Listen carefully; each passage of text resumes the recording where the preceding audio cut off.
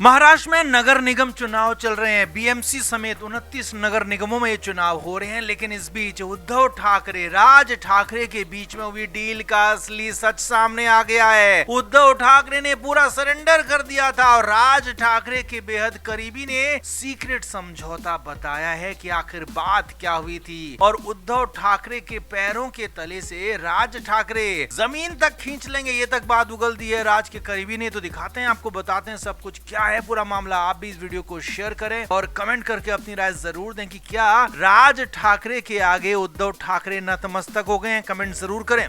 तो राज ठाकरे के साथ जब उन्होंने शिवसेना छोड़ी थी तो तब से ही संतोष धुरी उनके साथ रहे, लेकिन अब संतोष धुरी ने पार्टी छोड़ दी है। जी हाँ, संतोष धुरी राज ठाकरे की पार्टी छोड़कर बीजेपी में शामिल हो गए हैं और बीजेपी में शामिल होने के बाद संतोष धुरी ने एमएनएस छोड़ने का पूरी तरह से चौंकाने वाली वजह बताई है और यहाँ तक बताया कि राज ठाकरे के आगे उद्धव ने समर्पण कर दिया है, लेकिन दो शर्तें ऐसी थी, इन्हीं वजहों से उद्धव ठाकरे यहाँ पर पूरी तरह से सरेंडर कर गए। जी हाँ, धुरी ने बताया है और आरोप लगाया है कि खुद संतोष धुरी और संदीप देशपांडे, इन दोनों से उद्धव ठाकरे नाराज थे और उद्धव ठाकरे चाहते थे कि इन दोनों को पार्टी में जगह न दी जाए, इनको प्रोमिनेंसी ना दी जाए और इनको मीटिंग से दूर रखा जाए, और यही राज ठाकरे ने किया। इन दोनों को राज ठाकरे ने अलग किया, ठिकाने लगाया, इनसे बात नहीं की, इनको मीटिंग में नहीं रखा गया। और इसकी वजह थी कि वर्ली में जब आदित्य ठाकरे के खिलाफ विरोध प्रदर्शन हुआ था तो उसमें संतोष धुरी और संदीप देशपांडे सबसे आगे थे, यानी कि इन दोनों को किनारे किया गया। लेकिन इससे भी बड़ी बात संतोष धुरी ने ये बताई कि इसके पीछे और भी बड़ी वजह थी, और भी ये बड़ी वजह थी कि इसके बाद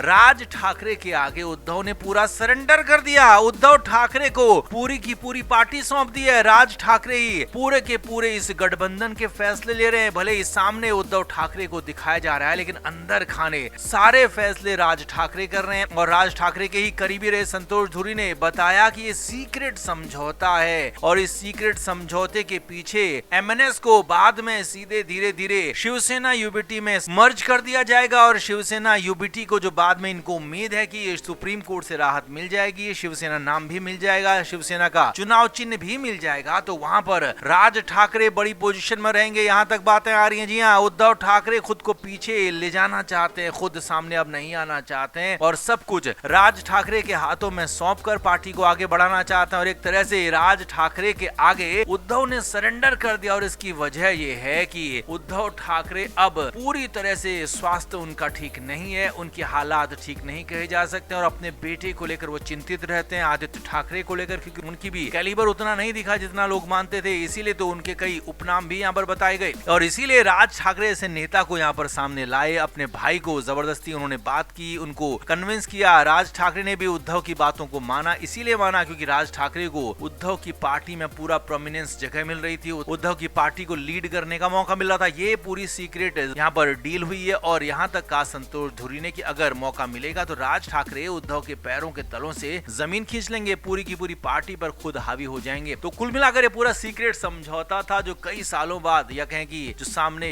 पार्टी में छोड़कर गए हैं संतोष धुरी, उन्होंने लाए हैं और साफ बताया कि क्या इनके बीच में बातचीत हुई, क्या समझौता हुआ। तो आपका इस पर क्या कहना है, आप भी कमेंट करके जरूर बताएं, वीडियो को शेयर भी करें।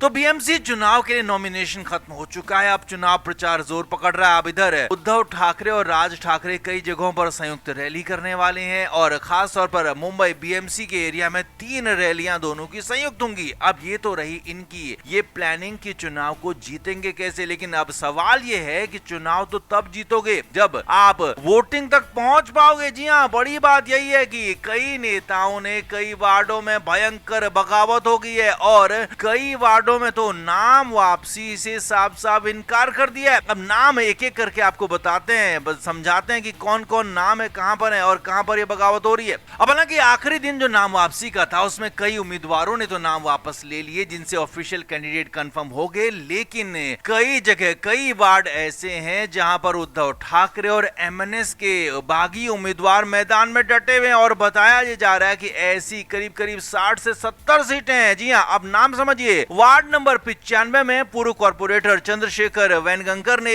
शिवसेना यूबीटी एमएनएस के उम्मीदवार हरीश शास्त्री के खिलाफ इंडिपेंडेंट नॉमिनेशन फाइल किया था और वो वापस उठने से उन्होंने इनकार कर दिया है। वो चुनाव में डटे हुए। इसी तरह वार्ड नंबर 159 में यूबीटी उम्मीदवार प्रवीणा मोराजकर को कमलाकर नाइक से बागी चुनौती का सामना करना पड़ रहा है। वहीं वार्ड नंबर 202 में शिवसेना यूबीटी की हाई प्रोफाइल उम्मीदवार पूर्व मेयर श्रद्धा जादव भी बगावत का सामना कर रही हैं। बागी विजय इंदुलकर ने नाम वापस लेने से साफ इनकार कर दिया। तो वहीं वार्ड नंबर 196 में शिवसेना यूबीटी उम्मीदवार पद्मदा चेंबूरकर यहाँ पर संगीता जगताप के खिलाफ चुनाव लड़ रही है। तो बगावत जबरदस्त हो रही है। ऐसे ही वार्ड नंबर 193 में, वार्ड नंबर 177 में, वार्ड नंबर 225 में कई जगहों पर इस तरह से विरोध का सामना करना पड़ रहा है। यहाँ तक कि वार्ड नंबर 66 में, वार्ड नंबर 48 में भी इस तरह के विरोध शिवसेना यूबीटी और उद्धव ठाकरे की पार्टी को यहाँ पर साफ दिख रहा है। खबर ये है कि ऐसी 70 सीटें, जी हाँ, 1-2 नहीं, 10-20 नहीं, बल्कि पूरी 70 सीटें हैं जिन पर इस तरह से